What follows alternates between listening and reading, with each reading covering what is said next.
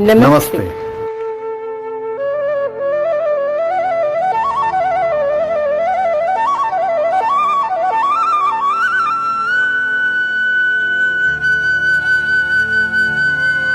नमस्कार दोस्तों, आज की कहानी का नाम है उपकार का बदला।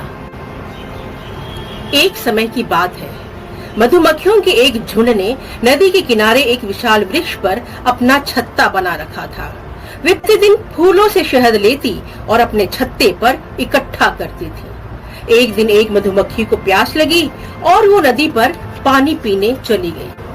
परंतु जैसे ही वो नदी पर पानी पीने के लिए झुकी, पानी की तेज धार उसे अपने साथ बहा ले गई।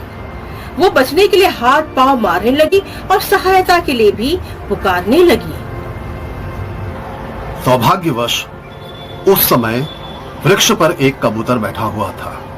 उसने मधुमक्खी को डूबते हुए देखा तो वो उसे बचाने के उपाय सोचने लगा।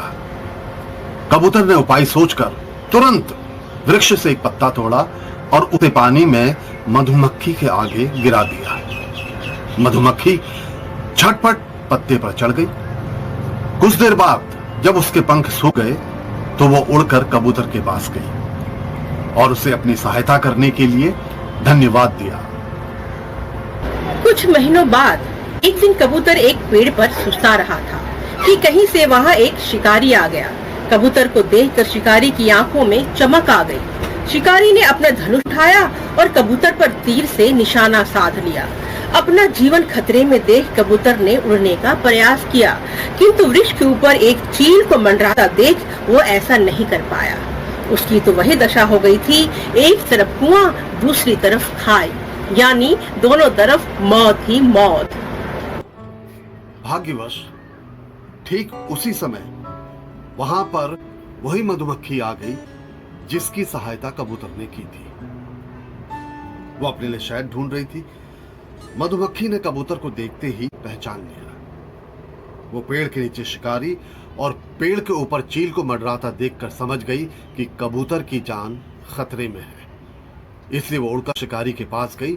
उसने शिकारी की दाईं बाह पर अपना डंक मार दिया। शिकारी ने दर्द से अपना हाथ झटका तो उसका निशाना चूक गया।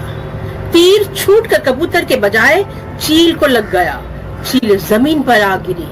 चील को मरा हुआ देखकर कबूतर अपनी सुरक्षा के लिए वहां से उड़ गया। शिकारी भी अपने भाग्य को कोसता हुआ वहां से चला गया। इस प्रकार मधुमक्खी ने कबूतर के उपकार का बदला चुकाया।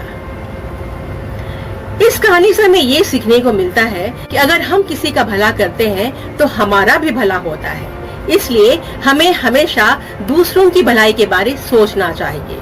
धन्यवाद।